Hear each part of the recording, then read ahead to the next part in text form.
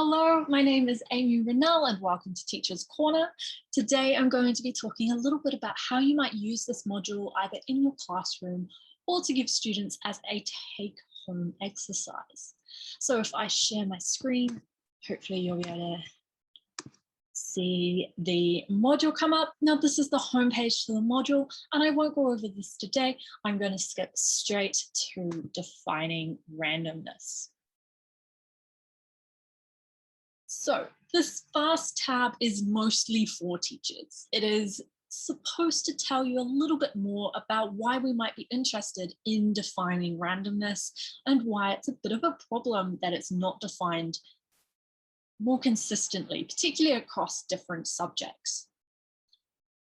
Your students, however, if they were to want to explore a little bit further, perhaps later on once they've done the main sections, they can come down and click on definitions of randomness and we get this table come up. Now this is also mostly for your information, but some hardworking students might like to explore a little deeper as well. We're going to look at two main definitions from here, the equiprobability definition and the no pattern definition, as well as a little bit of the predictability definitions. You'll see those right at the end. But there are a few other ones in here, some particularly interesting ones, for example, the subjective definition. That could give your students a little bit more background in defining randomness. And of course, there is a lot here. There's many definitions you'll find in the literature, which is partly why we're looking at it. Yes, defining randomness isn't the easiest thing. Also have a few learning aims. I'm hoping that through going through this exercise, students should be able to identify some flaws in definitions of randomness that limit these possible examples where we do actually see randomness still, and also help them to build a better definition from this. Okay. So the first part is fix the flaw. We start off with the no pattern definition, and a lot of the defining randomness section will be about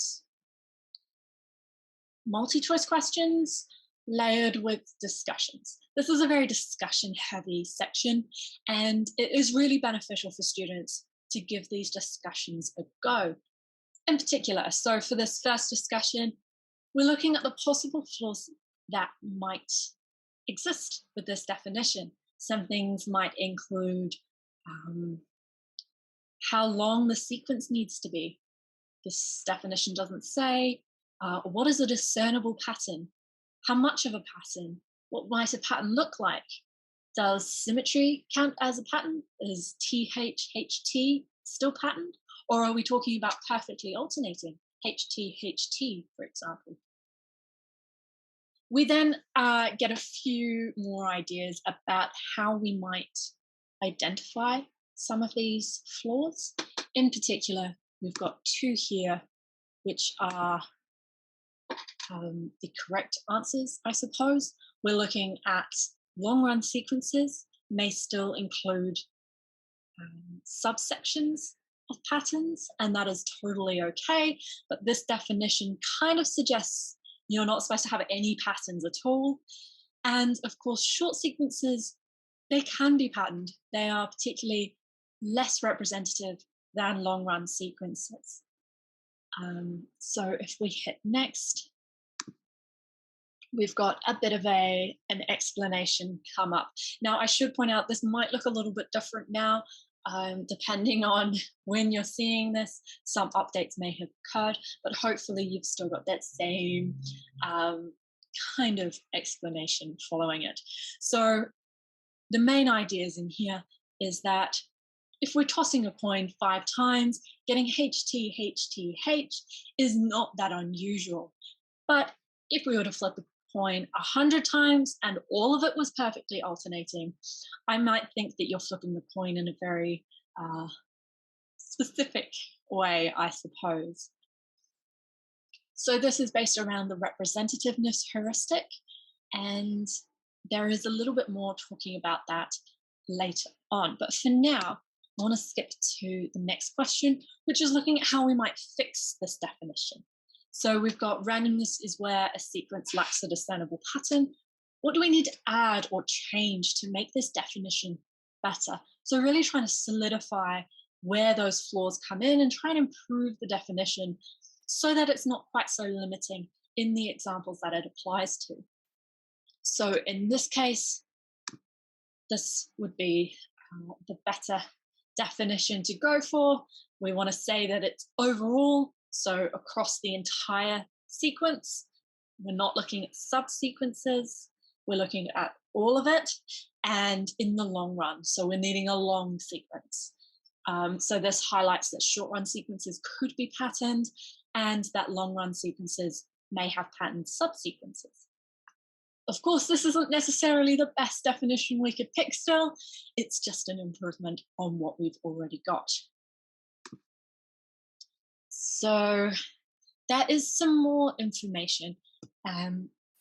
These additional links are mostly for your information, but also for students who want to do that little bit extra, who want to know a bit more.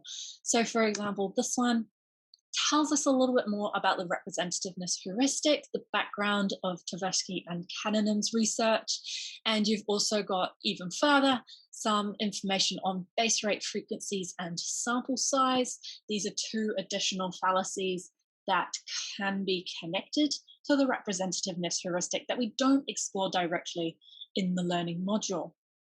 And there is some examples of these included as well. If we go back to fix the flaw,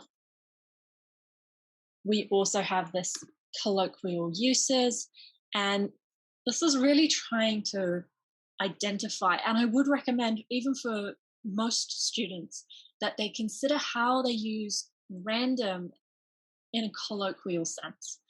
This is one of the key ways in which we can end up a bit confused about what's going on with randomness.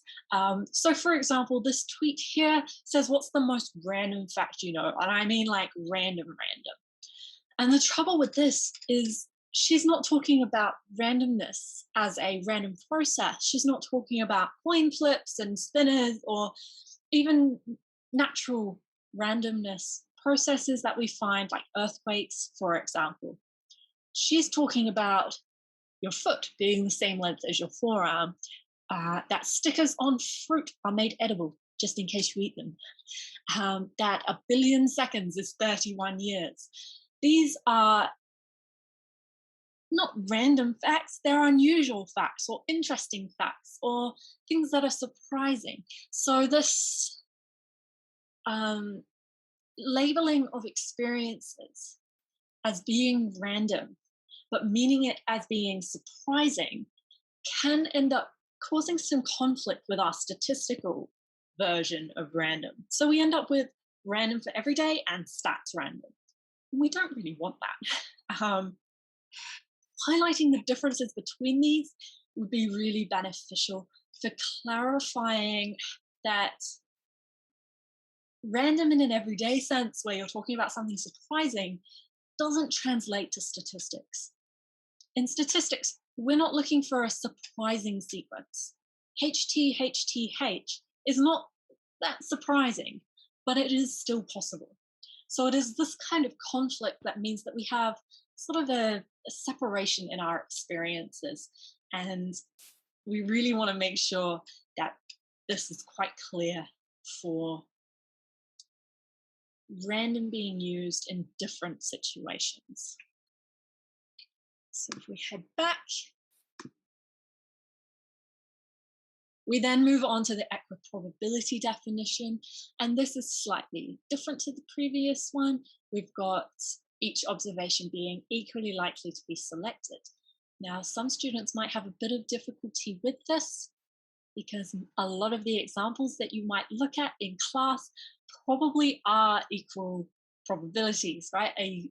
Throwing a dice, you've got equal probabilities going on. You've got all sides of the dice being equally likely, or the spinner where both sides 50-50, or twister where it's a quarter each. This isn't necessarily the case though. And so as we come down here, we've got a bit of a discussion, examples when this definition wouldn't work. And in particular, we could think about natural examples of randomness, um, examples where we actually don't know the probability. For example, perhaps earthquakes or thunderstorms or something where there's a bit more uncertainty, um, or just where there's unequal probabilities. And I do give an example, I think a little bit further down, this Pass the Pigs, with a little bit more information if you haven't heard of that before. Essentially, Pass the Pigs, you get a little piggy shaped uh, tool device, I don't know, and it has a dot on one side, and otherwise it's just shaped like a mini pig figurine, and you throw them. You throw two, and depending on how they land, you get points for this. And it's a really fun little game, and there's a lot of unequal probabilities going on. So, for example, the pig might land on its jowl, and that's quite unlikely compared to it lying on its side, which happens quite frequently. And that's reflected in the points that you get depending on how the pig lands. And it's a fun game, but it is an example of how we're randomly throwing this pig. The process is random, but the probabilities aren't equal. So, for example, in this one, what might be wrong with it? Not all random devices will have equally likely outcomes. And just because a coin is unfair does not mean that the process isn't random. So this, and I don't go into it very much in the module, this is really trying to demonstrate how a process can be random. And it's that word process that is quite important here. Spinning a spinner, throwing pigs or dice or whatever. That is the random part. That is the part that means that the outcomes are random. Okay, and then we've got a bit of an explanation, and it is mostly what I have mentioned already. And then how might we fix this? And I tried really hard to think of a way that we could fix this. You might like to explore that a little bit more in your classrooms. You don't have to stick with the options that you've got there. Have a discussion, get some groups going. How might they fix this? Essentially, at the end of the day, I said you can't fix it. It would require a much longer explanation that would no longer be a proper definition.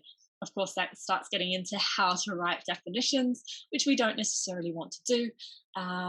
But in this case, it wasn't an easy fix, not in the same way as the no pattern was. So the next one is crafting a definition. This is a slightly more challenging part. We're looking at how to build a definition, what are some important parts, and using the Fix the Flaw tab, hopefully we'll have some ideas about how we might progress. Particularly, we want to think of some examples when things might not work. So, for example, we're going to do a bit of a drag and drop. Let's say randomness is where a sequence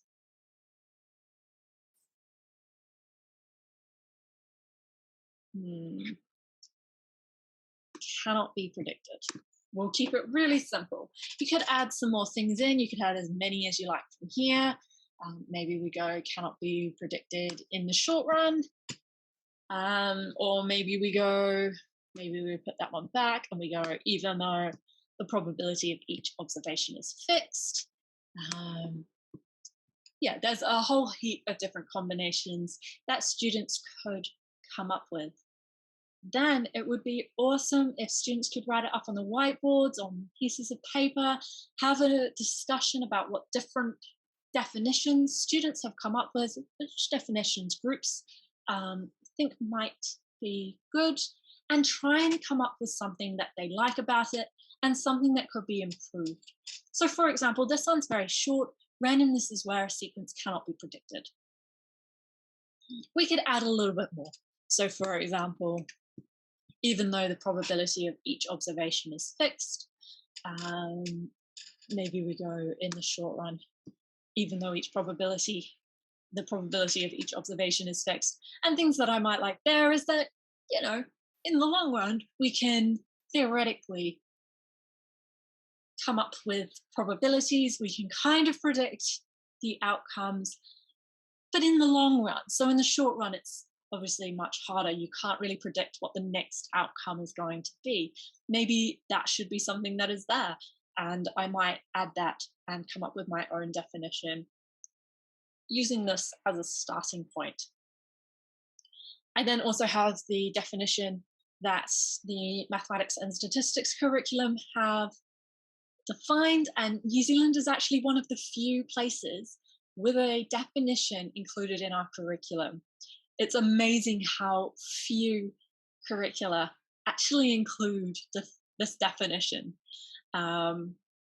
So randomness is where an outcome cannot be predicted, even though the probability of each observation is fixed, which of course is quite similar to what I've already got in the drag and drop, because I knew that was what was coming.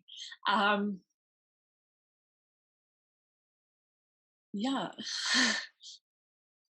Crafting a definition, I would then say getting them to take this kind of thing home, to talk about it with their family, perhaps as an exercise, maybe suggest that they go home, ask their parents to think of something, or their siblings or grandparents, whoever, to think of an example of randomness, and then see if it fits to the definition that their group had come up with in class. So, for example, does this work for earthquakes? Does it work for